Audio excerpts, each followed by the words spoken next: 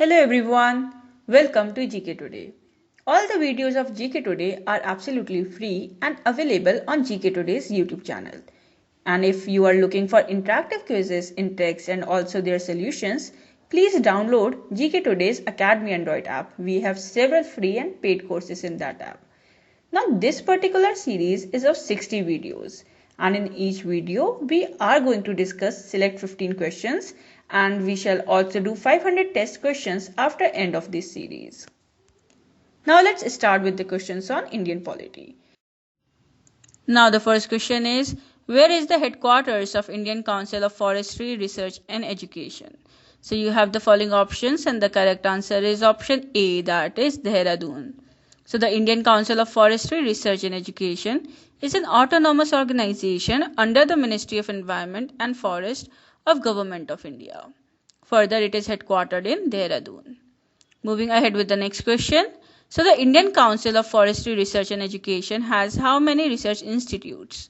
So you have the following options and the correct answer is option B, that is 9. So the Indian Council of Forestry Research and Education has 9 research institutes and 4 advanced centers to cater to the research needs of different biogeographical regions in India. Now the next question is, where is the headquarters of National Biodiversity Authority? So you have the following options and the correct answer is option A, that is Chennai. So the National Biodiversity Authority is a statutory autonomous body established by the Government of India and it is headquartered in Chennai under the Ministry of Environment and Forest. Now the next question is, the National Biodiversity Authority was established in which year? Now you have the following options and the correct answer is option B, that is in the year 2003. So the National Biodiversity Authority was established in the year 2003 and it was established to implement the provisions under the Biological Diversity Act of 2002. It is headquartered in Chennai. Moving ahead with the next question.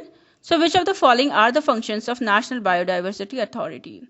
Regulation of acts prohibited under the Act, advise the Government of India on conservation of biodiversity, advise the Government of India on selection of biological heritage sites, take appropriate steps for opposing grant of intellectual property rights in foreign countries arising from the use of biological resources, associated traditional knowledge.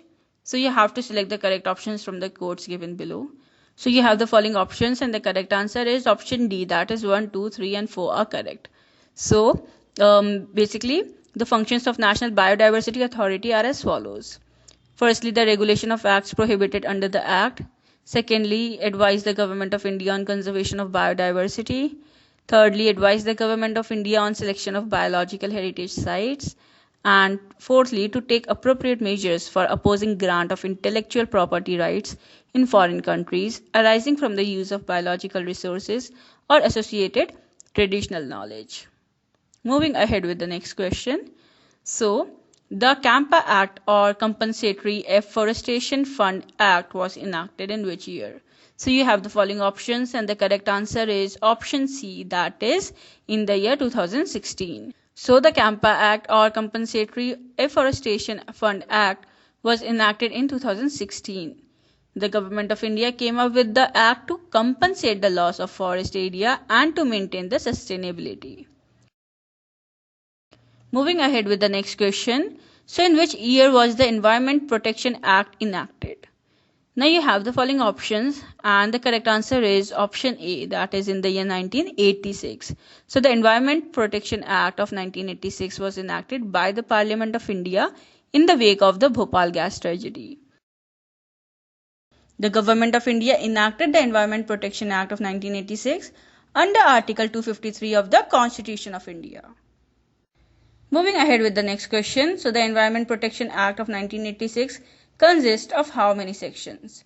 So you have the following options and the correct answer is option B, that is 26. So the Environment Protection Act of 1986 consists of 26 sections and 4 chapters. It was enacted for the purpose of implementing the decisions of the United Nations Conference on Human Environment. Moving ahead with the next question. So the Indian Forest Act was enacted in which year? Now you have the following options and the correct answer is option A, that is in the year 1927.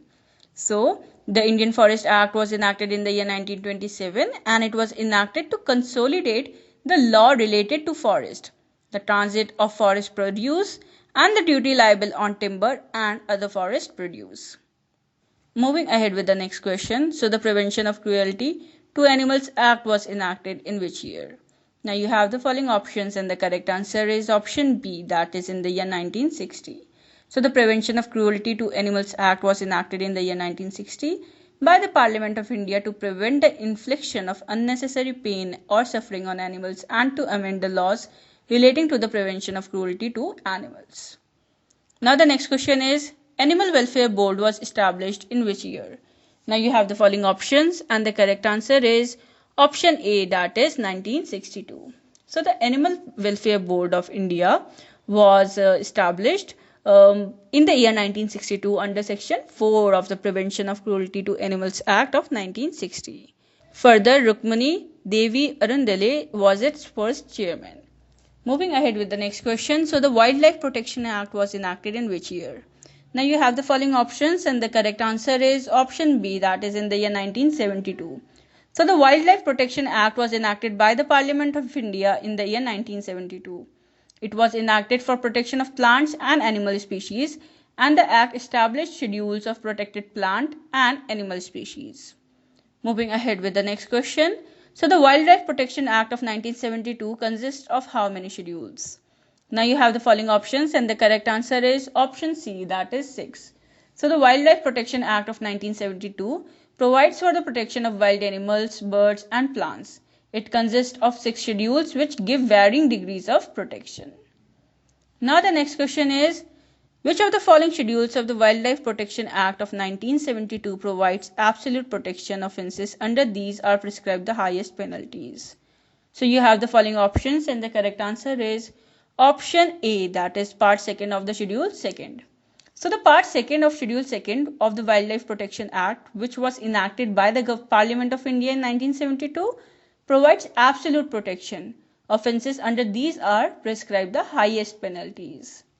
So moving ahead with the next question. So which of the following schedules of the Wildlife Protection Act 1972 includes the animals which may be hunted?